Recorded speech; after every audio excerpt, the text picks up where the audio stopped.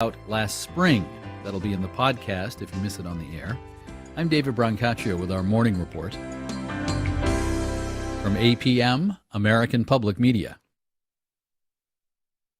Wayne Hogan of the Terrell Hogan Law Firm. I'm Wayne Hogan. The Move Over Law protects police, fire, EMS, utility, and sanitation personnel by requiring drivers to move over and slow down for their vehicles. Learn more at waynehogan.law. Baptist Health is a proud supporter of First Coast Connect with Melissa Ross. Baptist Health, committed to building a healthier community for all of us. More info at 202-4YOU or baptistjacks.com. North Florida TPO, proud sponsor of WJCT's First Coast Connect, bringing to the community innovation in transportation planning, commuter services, clean fuels, and intelligent transportation systems. More at northfloridatpo.com. This is WJCT News 89.9 Jacksonville. Veterans Day starts with patchy early morning fog, then partly sunny with scattered showers, highs in the mid to upper 70s. Showers are possible through Saturday. What will the passage of the bipartisan infrastructure bill mean for Florida? To me, a road's a road. I mean, it's not, so I don't know. As Governor DeSantis talks down the passage of infrastructure, Democrats in Florida are talking it up. This morning, we speak with Central Florida Representative Val Demings about infrastructure, the Build Back Better Act, and her campaign to unseat Republican Senator Marco Rubio. That's just ahead. Then later, I think every person has the right to choose. Why a yoga studio owner at the beaches could face thousands of dollars in fines from the state, all because she offered some classes to vaccinated-only customers. All of that and more is just ahead.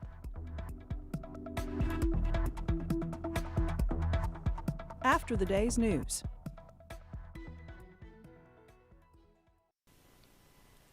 Live from NPR News, I'm Nora Rahm. Today is Veterans Day. People in communities across the U.S. are honoring those who served in the military. President Biden is meeting with members of the military community at the White House this morning before heading to Arlington National Cemetery for a ceremony at the Tomb of the Unknown Soldier.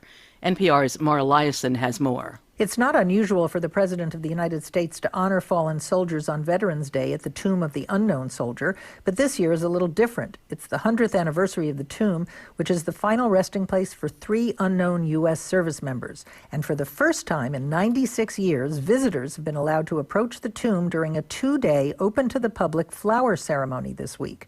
According to Arlington National Cemetery, it's unlikely that the public will be allowed to approach the tomb in this way again in our lifetimes. Mara Liasson, NPR News. President Biden was on the road yesterday selling his infrastructure plan to the public. He stopped in Baltimore, and as NPR's Aisha Roscoe reports, Biden plans to sign the $1 trillion bill into law on Monday.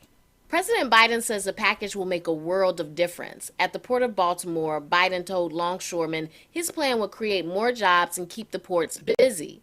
I'm going to create good-paying union jobs, not good job, not $12 an hour, not $15 an hour, $45 an hour and up with good benefits, so you can raise a family on and build the middle class out. Biden also pledged to tackle inflation, although it's unclear how much he can do. Biden argued that investments in ports would help ease bottlenecks causing higher prices. Last month, consumer prices rose 6.2%, the biggest increase in nearly 31 years. Aisha Roscoe, NPR News. A federal judge has approved a $626 million settlement over the tap water in Flint, Michigan. After the water's source was changed to the Flint River in 2014, the water was found to be contaminated with lead. Steve Carmody of Michigan Radio has more. Under the agreement approved by U.S. District Judge Judith Levy, nearly 80% of the money in the settlement is set aside for children. Now, young children are most at risk of developing cognitive and other health issues from lead exposure. Now, I should also note, though, this does not settle all lawsuits, but it does represent more than 50,000 plaintiffs, though many Flint residents opted out of the master settlement and have the option of pursuing their own individual lawsuits. Steve Carmody reporting 9 former government officials, including the former governor, Rick Snyder, are facing criminal charges related to their handling of the crisis. A federal judge in Austin has ordered Texas to stop enforcing Governor Greg Abbott's ban on mask mandates in the public schools, ruling it violates a federal law that protects disabled students. This is NPR News. And the time is now 9:04. This is WJCT News 89.9. Most Jacksonville City offices and facilities will be closed for Veterans Day today. Closures include all public libraries, COVID testing and vaccination sites, and offices like the Supervisor of Elections and Tax Collector. The Community Services Department and Victim Services Center is also closed. Trash collection will run as scheduled. Well, next week is Florida Recycling Week. Lynn Hatter spoke with the Florida Recycling Partnership about how the industry has changed in the past few years and how it's done during the pandemic. The pandemic created bottlenecks and shortages across manufacturing industries, leading to shortages on everything from plastic cartons to cardboard. Enter recycling. The Florida Recycling Partnership's Keena Corey says manufacturers began mining residential recycling to create new products from old ones. There were a lot of things that happened during the pandemic and right before then that I think gave us all a little bit of a wake-up call, but we've shifted and adjusted, and now we're starting to see things turn around. Corey says more than 24 new recycling plants have been created and old sites have been retrofitted to handle more recycling. More of those facilities are needed. New challenges are also emerging, such as textiles. For those, Corey suggests Goodwill if they're gently used, and local animal shelters, which are often in need of blankets and towels. I'm Lynn Hatter. And right now it's in the mid-60s in Jacksonville, mid-70s for this afternoon, with an increasing chance of rain today. News. Support for NPR comes from NPR stations. Other contributors include Avast, a global cybersecurity company with more than 435 million users. Avast is dedicated to helping people take control of their safety and privacy online. Learn more at avast.com.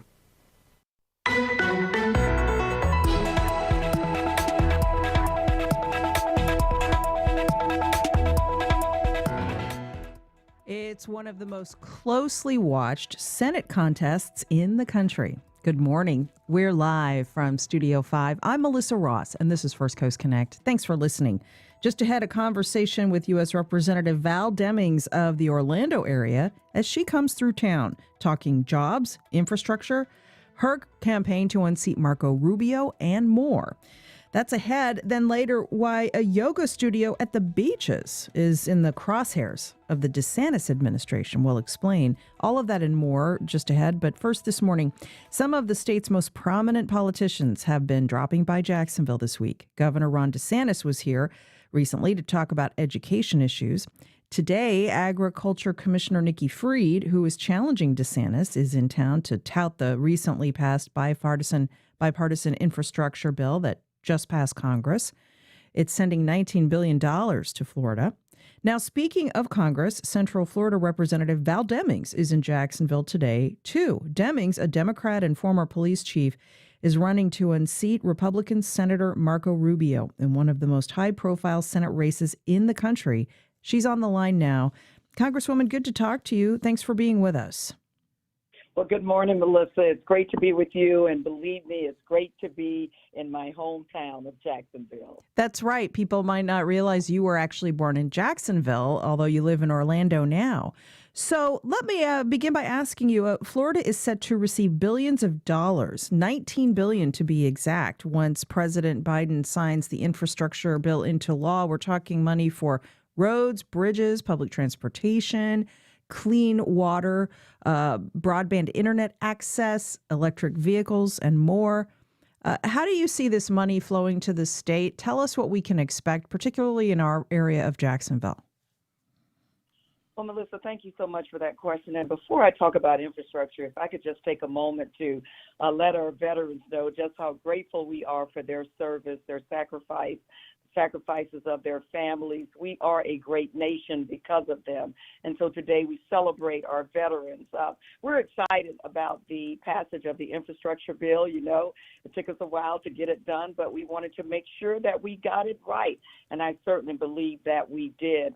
As you know, as you indicated, about $19 billion will come to Florida to help repair road repairs that are much needed. We have about 3,500 miles of roadway and highway in Florida that are in poor condition, about 400 bridges that are in need of repair. And we know in Jacksonville, you can't go from one side of town to the other without crossing a bridge. And so expanding broadband, we know that the last 20 months have been tough. And I think about with the public health pandemic when some schools decided to close down and just said, let's go to distance learning.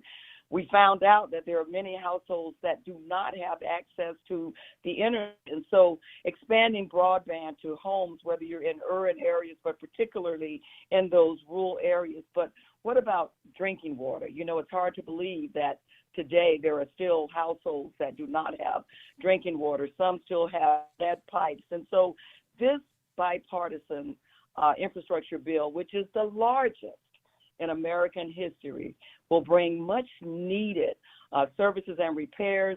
I just want to quickly mention the port. I had the opportunity to visit Jacksport on yesterday and see the amazing work that they are doing there.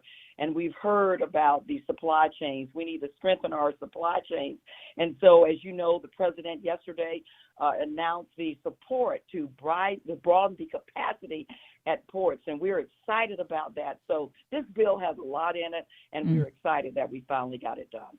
Let me get your reaction to the governor calling these expenditures pork. He also took a shot at the Department of Transportation Secretary Pete Buttigieg. Buttigieg made some comments Monday about how there's actually systemic racism built into highway design. There are reparations provisions in this new bill that will be signed into law. Here's the governor talking about this. You know, I have to look at that. I mean, I heard some weird stuff from the Secretary of Transportation trying to, make this about social issues. And to me, a road's a road. I mean, it's not, so I don't know. I mean, I'd have to take a look at that. Val Demings, what's your response to this whole flap? Well, Melissa, let me just say this. As a former police chief, I had the opportunity to work with men and women, I think some of the best and most courageous women and men in Florida. We had one mission, and that mission was to keep our community safe. I could not tell you the political party of the overwhelming majority of men and women that I worked with in law enforcement. It is disappointing when I hear the governor or any politician play politics with legislation. This infrastructure bill is good for Florida. And if it's good for Florida, I'm going to support it. And I expect Florida leaders to support it. I mean, we think about our families and we say this will help roadways and highways that are in poor condition. This will help repair bridges that are in poor condition. Every person ought to be excited about that and happy on that. So I am just hoping, Melissa, that we can keep our eye on the ball, whether we're in Tallahassee, in D.C., or in local government. Celebrate this legislation that is good for Florida. We're speaking with U.S. Representative Val Demings of Orlando. She is challenging Senator Marco Rubio, who is up for re-election. Let me ask you, Representative, about the next big piece of the president's agenda, the Build Back Better plan. That is now expected to go through the sausage-making process to try to get this passed into law. It's a social spending plan. It will help parents with early childhood education. It will put money in the hopper to mitigate the effects of climate change. It's billed as a huge piece of legislation for working families. Your opponent, U.S. Senator Rubio, has slammed this plan. He's called it socialist. He says, and I'm quoting from his website, people need to know the truth and see this plan for what it is. This is not a plan to build back better. This is a plan to build back socialist. What's your response to those who agree with Senator Rubio that you'll be asking them for their votes? They think this is too much spending.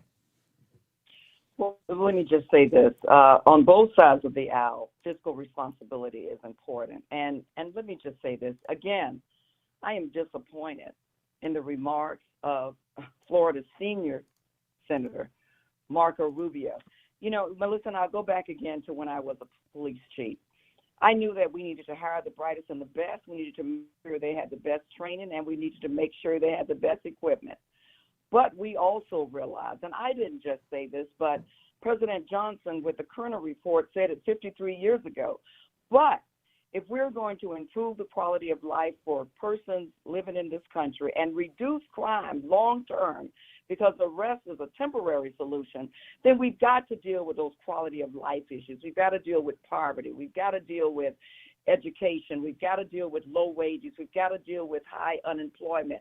We've got to deal with substandard housing. We've got to help the working class and lift people up by their bootstraps into the working class. That's exactly what the Build Back Better plan will do. You know, I talk to seniors all the time, for example, in my district, who have to cut their pills, their medication in half to stretch them because the cost is so unbelievable. I talked to a family who has a child who has juvenile diabetes, who said it was cheaper for her and her family afford to fly class to Canada to medication for her baby than it was to buy it here. That is ridiculous. The Build Back Better will help lower the cost of prescription drugs. It will help lower the cost of child care so we can keep people, you know, in the workplace when they're paying so much in child care. And so this bill, the child tax credit, is the biggest tax cut for middle class families. I call them people who have to go to work every day. So, Melissa, so you disagree then with his characterization of this as socialism? I think yet again, and it's sad because people are hurting in Florida. And my goodness, the last 20 months with the public health pandemic has certainly exacerbated some vulnerabilities that already existed. I think Marco Rubio, again, is playing politics. And, you know, I think Floridians deserve better, and I think Floridians can do better. Now, let me ask you about, as you campaign to unseat Senator Rubio, you will be talking about your tenure as the first female police chief in Orlando history. Certainly, you're going to be asked about criminal justice and police reform. Democrats have struggled to agree on this issue. The defund the police movement on the left has been mostly rebuked by voters. So how would you handle police-community relations? Melissa, I can tell you I have not struggled with this issue because I have been a 27-year career law enforcement officer. But before becoming a law enforcement officer, I worked as a social worker right here in Duval County. And so, as I said earlier, believe me, criminal justice reform is important to me, and I take it personally. Law enforcement is a profession that I did for almost 30 years. My husband, as you know, was a career law enforcement officer. I have two sons who are firefighters. We take this issue very seriously. And we know that we have had some problems. And as I said earlier, we need to hire the brightest and the best, make sure they have the best training, the best equipment. We need to regularly review the policies like chokeholds and neck restraints. We need to also, I think it's a good idea to establish a national database so a police officer that is in trouble in one agency can not just walk across the street to another agency and get a job. But I want to use the words of the commissioner from Philadelphia. I'm sorry, the commissioner from Chicago, David Brown. He said these words when he was the police chief in Dallas, Texas. He said, every time there is a societal failure, we call the police to solve it. Not enough mental health funding available, call the police. They'll take care of it. Not enough drug addiction treatment funding available, give it to the police. They'll handle it. Schools fail, let the police handle it. We say here in Orange County, Florida, that the Orange County Jail is the biggest mental health treatment facility and the biggest drug treatment facility in the region. That is simply ridiculous. So this former police chief, and hear me clearly, Defunding the police is not the answer because communities will tell you, some of the most vulnerable, if anyone had asked them, they'd never want to defund the police. They just want to be treated with dignity and respect. Matter of fact, they believe a reduction in police budgets will adversely affect them. And so we want to make sure that we support the men and women in blue, but hold the bad ones accountable, but also, again, deal with some of the quality of life issues. Yes, we can hold America to its promise in criminal justice reform, but let's hold America to its promise in all things. In your campaign to unseat Senator Rubio, both you and your opponent have raised more than $10 million each for your campaign coffers. Of course, Florida is a very expensive state to run in statewide with all of the TV markets you have to advertise in.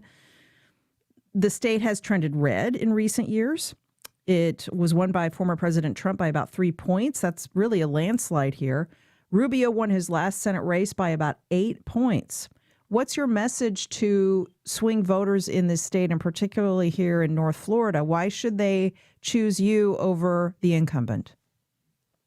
Well, number one, I'm going to do what I did for almost 3 decades as a law enforcement officer. I'm going to talk to people about things that they care about, the things that keep them up at night. I am not going to simply cater to people and pick winners and losers based on their ability to play like my opponent has done and continues to do.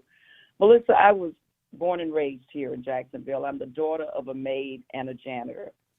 I watched my dad go to work 7 days a week to make ends meet for our family, to keep food on the table and a roof over our heads. I know what it means to struggle. And so I believe that every person living in the greatest country in the world, that's what we say, should have an opportunity, should have a fair shot to live up to their full potential. And I believe that it is time for Florida to, number one, have someone who will stand up and fight for them. Someone who doesn't have to do a political poll before they make a decision that's good for Florida, like the infrastructure bill, which Marco Rubio voted against, plain politics. It is good for Florida. It will bring billions of dollars and tens of thousands of jobs and help to bring improvements that are much needed. And let me say this. The average contribution that I have received in my campaign, and look, I am grateful for every dollar that people have invested, but the average contribution has been $28. From people who are on fixed income, from people who have to go to work every day, but they believe and they are ready to have someone who will fight for their interests more than fighting for their political ambitions. Val Demings, Democrat of Central Florida, running against Marco Rubio. The election, of course, is next year. And we appreciate you being with us this morning as you visit Jacksonville. Thanks for your time. Thank you so much. Take care. Stay safe. Okay, let's turn to another big story of the morning. A local business owner named Ashley Hanna says she never intended to defy Governor DeSantis when she began offering vaccine-only classes at her yoga studio. She said she wanted to accommodate clients who were worried about coronavirus as the Delta variant was burning through the region. So she expanded her weekly class schedule to include 2 sessions reserved for people who had been vaccinated. Here's the problem. That decision put Hanna on a list of more than 100 Florida businesses and local governments reported to the state as violating a Florida law championed by DeSantis against any vaccine requirements for business. She says business owners should be able to choose how they make these decisions for their clientele. For more, I spoke with Ashley Hanna, owner of Titanium Yoga in Ponte Vedra Beach, and here's that conversation. Hey, Ashley, thanks for being with us. Good to talk to you. Thanks so much for having me. So you're getting some national media attention because you decided to offer vaccine-only classes at your yoga studio in Ponte Vedra. What happened next? Yes. So we have been offering 2 vaccine classes every week since, I would say, about September. And because of that, we got on this notorious list of companies that are requiring some sort of verification that you're vaccinated. And I guess it was an honor to be a small business owner and, be sitting next to like Starbucks or Disney on this list. I felt a little special. Right, but you actually liked the governor's pandemic response in the earlier months of the pandemic because he didn't shut everything down. But now you're concerned because you could face fines of more than $100,000. Is that right? Yes, completely. And that's the thing that, has been so interesting. And I thank DeSantis for, what he did during, the height of, the shutdowns where, he only shut us down for, 3 months, 90 days, where we couldn't practice inside the studio. We could do virtually. We could do parks. We could do beaches. I've said this multiple times. If we were in California or New York, we wouldn't have survived. At the same time, I didn't think offering 2 classes would put off any radars or anything. Now, a measure that the governor signed into law in May bans businesses, local governments, and schools from making customers or patrons show proof of vaccination. So, under the strict letter of his law, you offering vaccinated-only yoga classes violates his anti-mandate mandate, in effect. So do you think he's gone too far with this? Do you feel that as a business owner, you should have the right to run your business the way you see fit? That's certainly the argument against what he's doing. Right. And that exactly that. I think every person has the right to choose. They have the right to send their children to public or private school. They also have the right to choose if they would like to be vaccinated or not. I'm choosing for my small business that, you can choose if you would like to come to a vaccinated only class or if you would like to come to, a regular general population class. Like everyone, we all, we live in this amazing country because we all love choices and we love freedom. And so that's simply my point of giving people options and giving people options to choose. Now, your business hasn't been officially fined yet. You haven't even heard from the state yet, have you, as to whether or not you'll have to pay fines? No, and let me tell you, it's the one time in my life I check my mail every day. Correct. So we haven't heard anything. Because of the Washington Post article, we've gotten a lot of wonderful people that have reached out to us saying, we're here to support you. And they've reached out saying, like, we're here to help in any way we can. Do you want me to reach out to DeSantis's office? Things like that. And, I wait by my mailbox, I suppose. So while you're in limbo, are you going to go ahead with the 2 sessions per week you've reserved on the yoga schedule at Titanium Yoga for people who've been vaccinated? Correct. Yep. We don't, all of this started, I would say, the publicity, I suppose, of it all started about a month ago. And at first, I definitely, oh my gosh, do we take this off the schedule? And I didn't do it a month ago, and I really don't plan on doing it now because I believe that yoga helps, with your mind, body, your spirit, with your mental health, which is a huge epidemic right now. And so, no, I plan on keeping the classes and, hoping for the best. Ashley Hanna, she owns Titanium Yoga in Ponte Vedra Beach. Thanks for joining us. Thank you. And much more still ahead on the show later. A look at the new exhibit at Jacksonville's Yellow House, years in the making. But up next. Well, it's going to be a great time. We're trying to celebrate our Vietnam vets and give them the welcome home they never got when they came back from their tour of duty in Vietnam. Vietnam veterans are honored in the city as we mark this Veterans Day. That conversation is coming up. We'll be right back.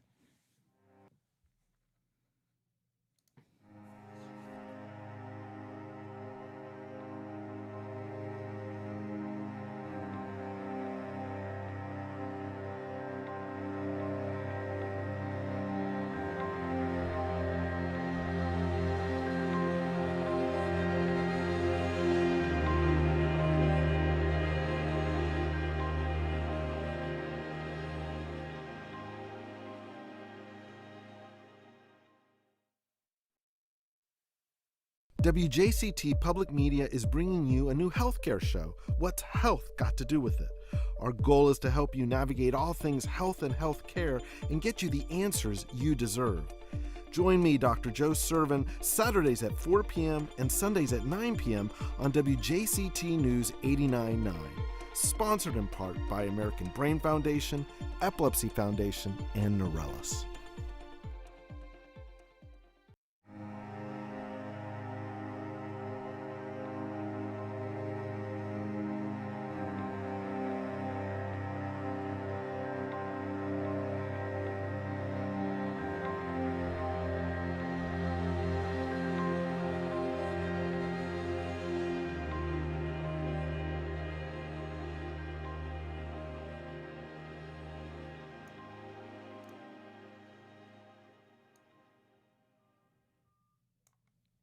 Welcome back. Well, today is Veterans Day, and the city's Veterans Day Parade kicks off in a little over an hour or so at 11:01 a.m., starting at the corner of North Jefferson Street and Water, heading east through downtown.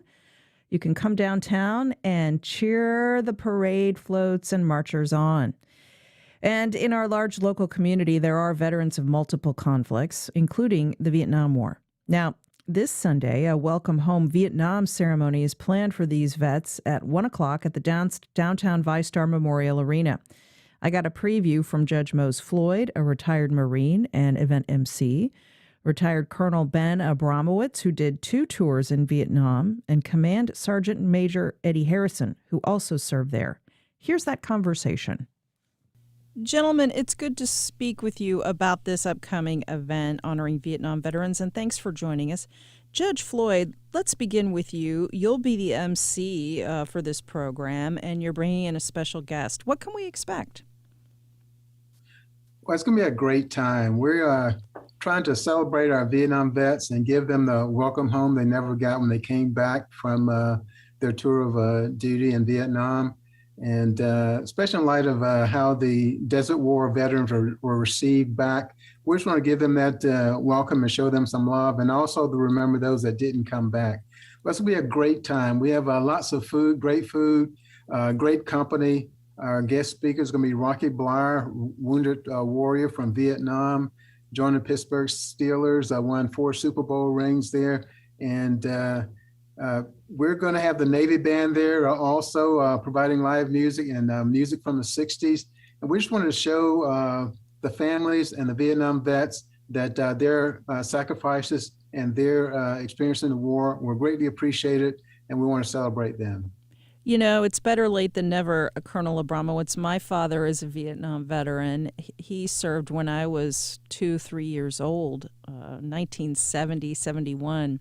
And I do remember him saying that when he came home from the war, veterans were treated terribly because the war was so unpopular. They were spit on, they were insulted, they were certainly not given any welcome home parades for their service or anything like that. And so how do you see this event righting the wrongs of the past in terms of making sure these veterans are given the respect that they deserve, no matter how people might have felt about the war itself? Well, there's a couple of things here. First of all, as far as respect for the people coming back, for the soldiers, Marines and airmen, et cetera, coming back, every person is mutually exclusive. I mean, they didn't get together as a conspiracy to insult anybody. individuals did it. But a lot of individuals didn't. I did not run into that much. In fact, really, and I was at that time, the Army had sent me to graduate school. So I was in the Pentagon going to graduate school at the same time, in uniform a lot of times. And I really never really ran into that. But I don't say I discounted it, but I can just say my own experience. Mm-hmm. And we did discuss the war while I was there. My first tour was as an infantry regimental officer, and then in the second tour, I was a advisor to a Vietnamese regiment. So, I was never offended on the street or anything like that. But I'm not saying it didn't happen. I'm saying it didn't happen to me. So, Sergeant Major Eddie Harrison, in the Vietnam era, we had a draft. We don't have that anymore. We have an all-volunteer service. What are your thoughts as a Vietnam veteran about how issues have changed for veterans over the years? Well, it's changed a lot. Those that are going in today that volunteer don't have too much objection because they wanted to go. Back in the draft there, guys did not want to go, and we've seen the protesting from the youngsters that rejected the war. And there's some issues there. I won't go into detail, but I didn't pay attention to that because, number one, I was ready to go in and they finished high school in 1961. And I didn't go until 19, so you can imagine what happened to me those 30 years in there. I knew what I was supposed to volunteer to do that, and I did best I knew how. Today, make it a little bit more of the individuals because right now they have to go, but it will be nice if they just shot at it. It's just all about. Let's go back to Judge Floyd. We'll close with you, Judge. How can people be part of this event on the 14th? Well, we're trying to make it as easy as possible. We're asking for people to register with the Jax Bar. It was started out in the Military and Veterans Affairs Committee that I chair with the Jax Bar. We're just collecting numbers to make sure we have food to feed everybody, but that we want them out whether they register or not. But if they call Jax Bar, they can record their intent to attend. There's free parking in the Z parking lot next to the ViStar Veterans Arena. They come in, we'll provide them with flags and placards that will welcome our Vietnam vets. We're just trying to get as many people out to participate, and it's going to be a great event and just show the Vietnam vets that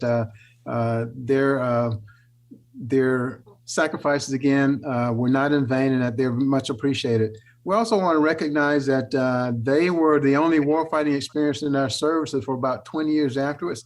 And they trained all the warfighters going over to Desert Storm and the other desert wars. So their warfighting experience allowed us to be so successful in those recent desert wars. So we owe them a great deal of gratitude.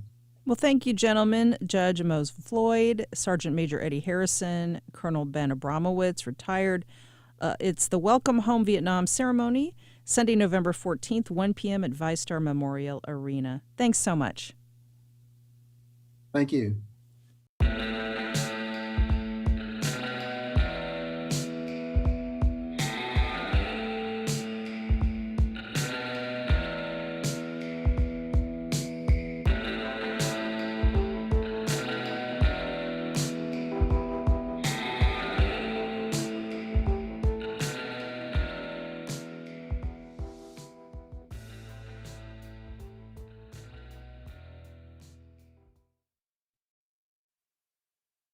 For the best music from the 60s, 70s, and 80s, tune in to 89.9 HD3, the WJCT app, or jaxmusic.org. We've got your music on Anthology on 89.9 HD3.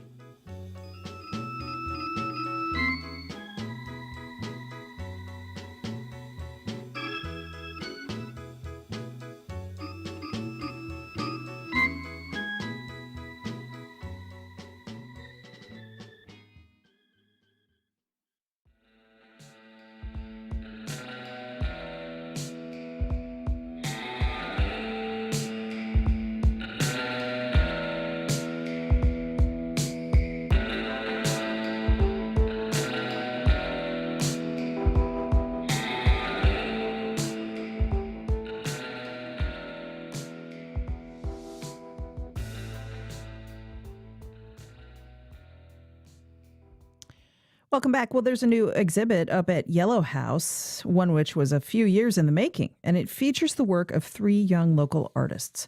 Hope McMath is founder and director at Yellow House, and she's on the line. Hey, good morning. Melissa.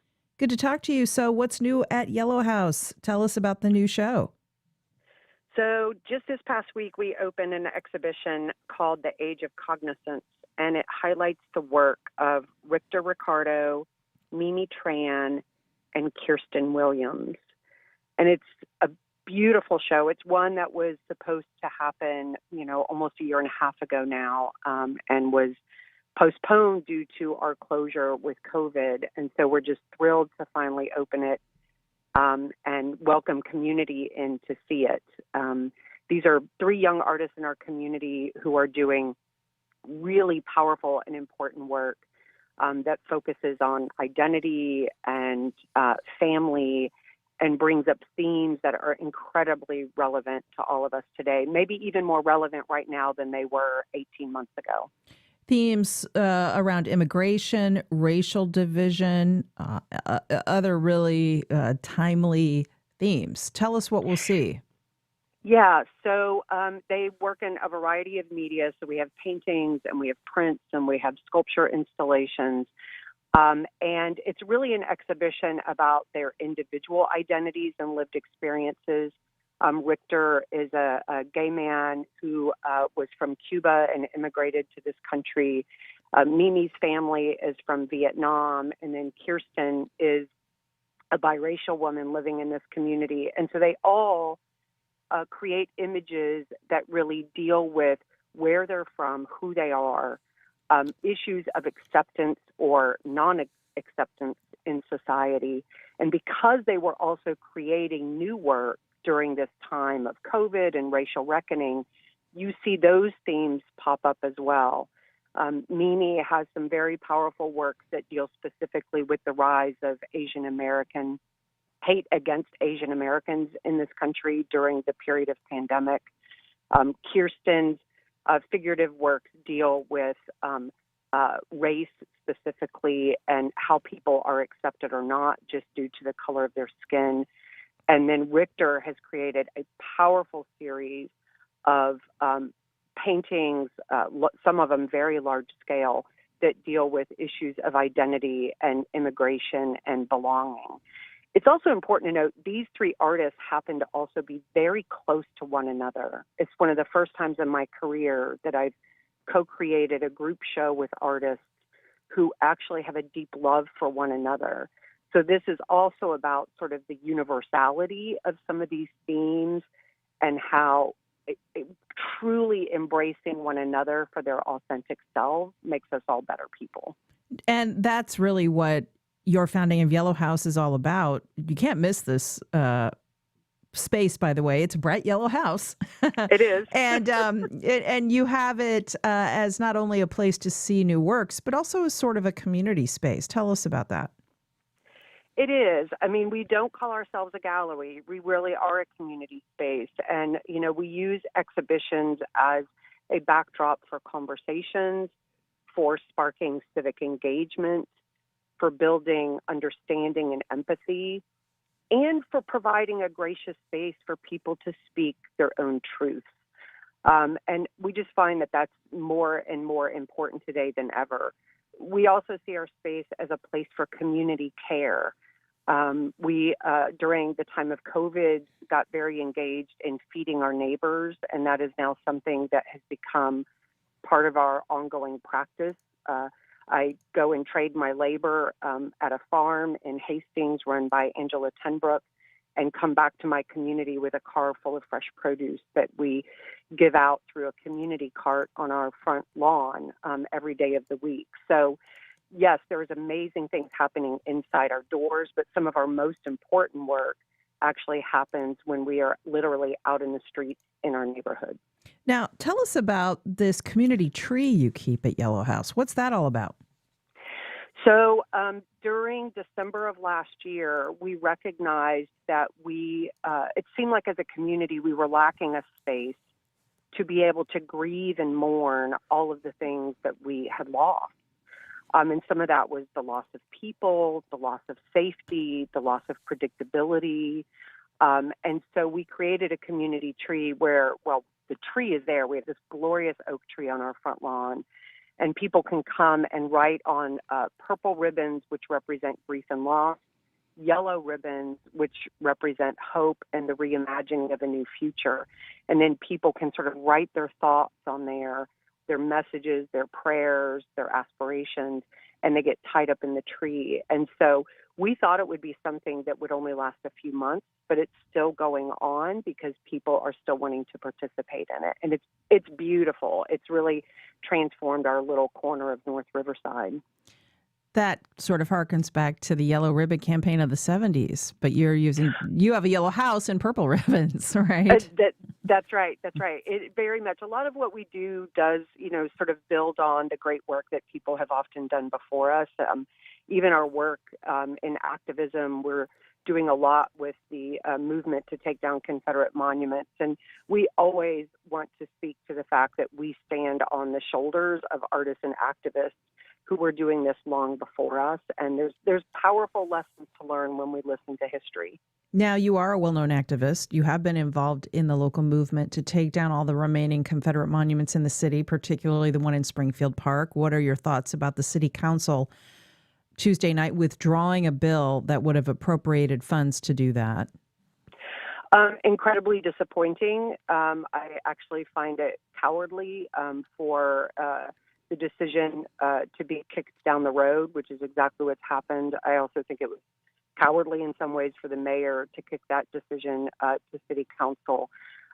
This is a pretty. What about his argument that they need to decide it since of the line item? It's such an expensive budget item.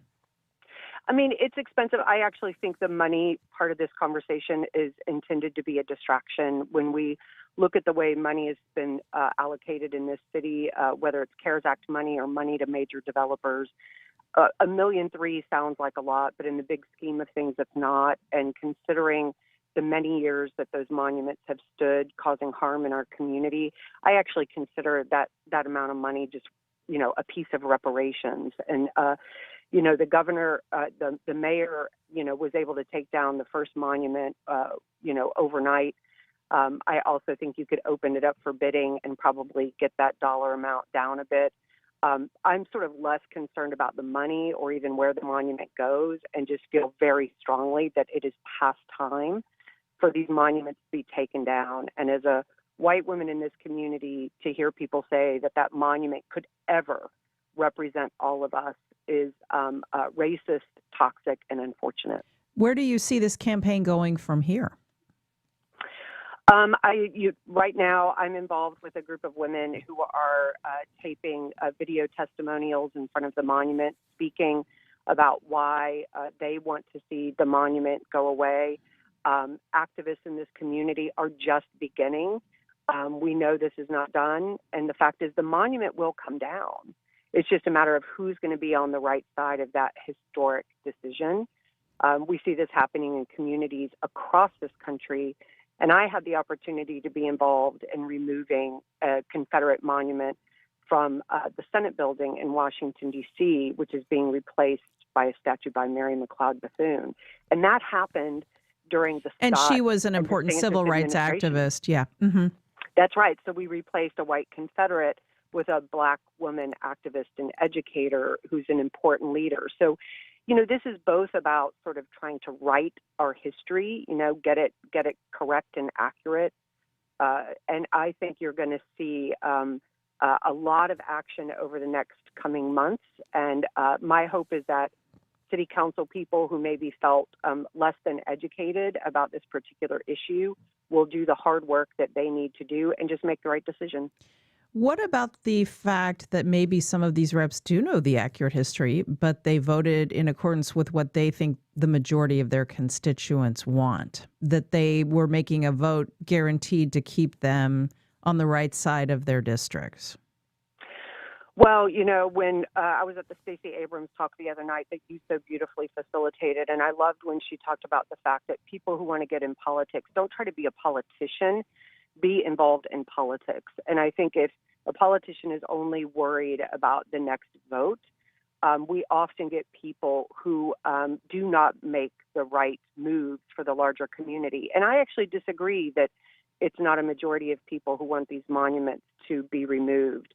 You know, we're less than 2 years out from 10,000 people in our streets during the Black Lives Matter movement. And I think it's a small vocal minority that shows up and tries to push a very false narrative about these monuments. I think there's a lot of fear. Anytime you introduce change, especially radical change, people are afraid of it.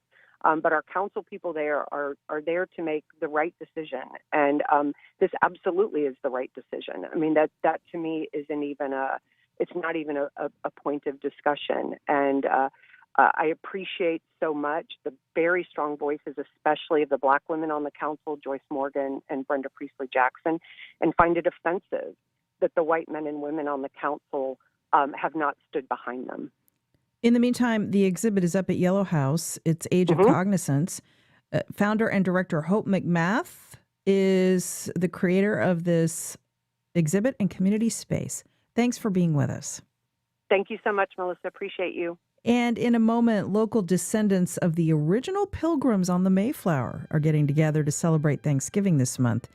We'll have a preview of what's on their table and their agenda for discussion after this.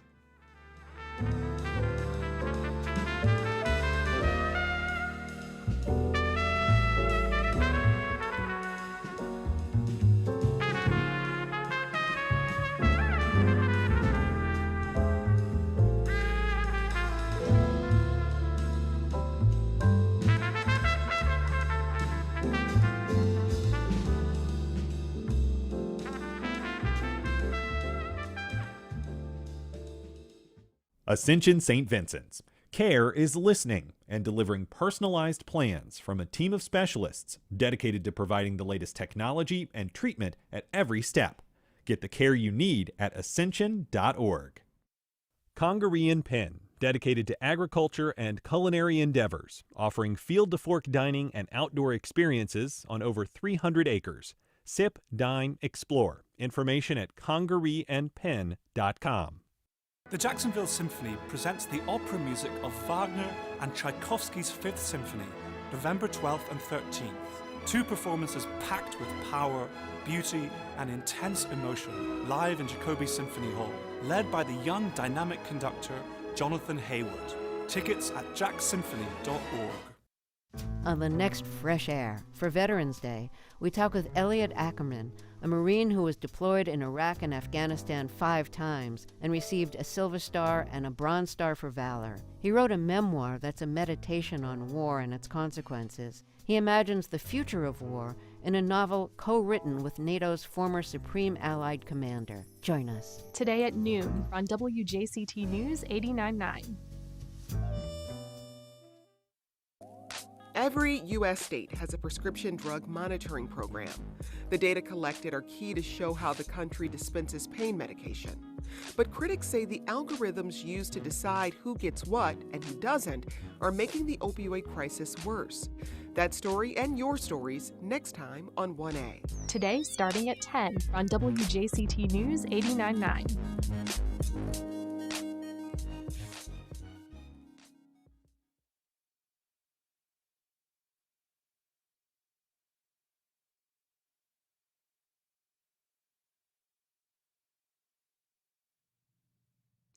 Welcome back. Well, he's a local doctor with an interesting side gig. William Cheshire is the governor of the Richard Warren Colony of Mayflower Descendants.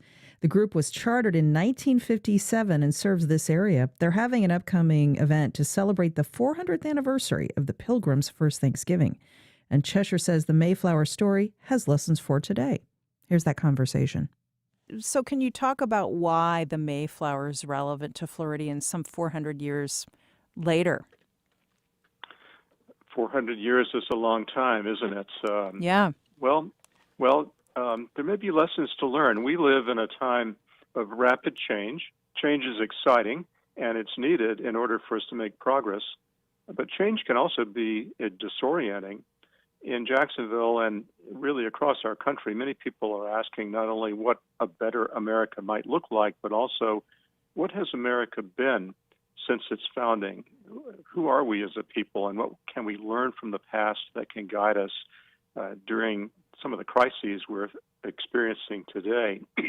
Now, the answer to these questions is always complicated because people are complicated, and the reality is America has always been changing, and we, like all people, are imperfect. But along the way, there have been some sentinel moments when the spirit of what makes America special has really shone brightly.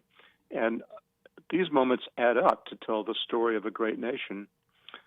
Part of our story as a nation, one such moment was the landing of the Mayflower in 1620. So when I mention the Mayflower and Pilgrims, what image comes to mind, Melissa? What do you think of when we talk about Pilgrims? People in the little black and white outfits and maybe some maize, some corn. Right. And then I want to ask you about this too. I think of them meeting with indigenous people and Yes. that very important part of the story. It is, isn't it? Well, it may surprise you to know they didn't wear black.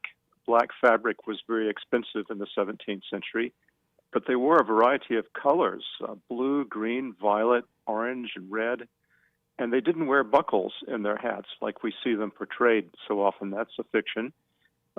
They wore brimmed hats and also doublets, breeches, petticoats, and so forth. So we have to look beyond the caricature to what actually happened and the story, which is one of faith, of struggle, resilience, and commitment to a higher purpose. And what they planted on the shores of America was really an idea. On board the Mayflower were two groups of people. There were the religious separatists who were seeking religious freedom, but they also brought along a group of craftsmen and skilled workers and merchants. Most all of them were really working class people. And when they landed, their patent from King James was for Northern Virginia, but because of ocean conditions and other factors, they landed in New England, where their patent was not legally valid. So they're about to come on shore, and they were deeply divided. Now, of course, we have some divisions in our country now, so maybe we can learn something from what they did to get along. William Bradford wrote that some of them on board made mutinous speeches. They were really on the verge of anarchy. And they would have failed as a colony had they not put together the Mayflower Compact. They didn't call it as such, but this was a document where they bound themselves together for the common good, created a self-government, and agreed that they would be accountable to each other, not to the king, but that they asserted that they had on their own authority the right to self-govern, to come up with laws. And this idea of self-government foreshadowed what we later saw develop in the American Revolution. The anthropologist Peter Wood writes that America was catching a first glimpse of itself when they wrote the Mayflower Compact. So all of this will be on the agenda at an event you have scheduled to celebrate the 400th anniversary of the Pilgrims' first Thanksgiving on these shores. Tell us about it. We do. We want to recognize the 400th anniversary of the Pilgrims' first Thanksgiving in 1621. For people in Florida, there were some earlier Thanksgiving events in St. Augustine and in Fort Caroline, for example. Those are important also. And it just shows that Thanksgiving is a universal idea, that gratitude is good for us. It helps us not to despair. And when we get together, our local colony, which is about 70 people, it's kind of a family reunion because we know that our ancestors way back did something special together, and we want to recognize that. So we're going to have luncheon with turkey and trimmings. We have some live period music by local musicians, and a special guest speaker, herself a religious refugee. And just like the Pilgrims sat down with the Wampanoag people, their neighbors, and got along, we've invited someone who is ethnically different from ourselves to join us as a special guest, a religious refugee from the Middle East. Now, there are actually a lot of refugees in Jacksonville who have settled, and they're part of the same American story, people who've come to America for freedom, for opportunity, and we see the Mayflower story and their story as continuous, as part of America's ongoing story. So we want to tie those two stories together and welcome them. The Pilgrims Alliance with the Wampanoag lasted 50 years. It's a notable exception to some of the difficulty between Europeans and Native people that happened later in our history. And we think that their alliance is worth recognizing also as a model of how people of different backgrounds and different perspectives can get along and work together toward a common cause. Well, it's fascinating to speak with you. Thank you so much, Dr. William P. Cheshire. He's colony governor of the Richard Warren Colony of Mayflower descendants and a neurologist here in Jacksonville. Happy Thanksgiving a little bit early. Enjoy. And happy Thanksgiving to you, Melissa, and to all who are listening. And that's our show. Have a great day, everyone. We'll be back at 9 a.m. tomorrow. Support for First Coast Connect is provided by Baptist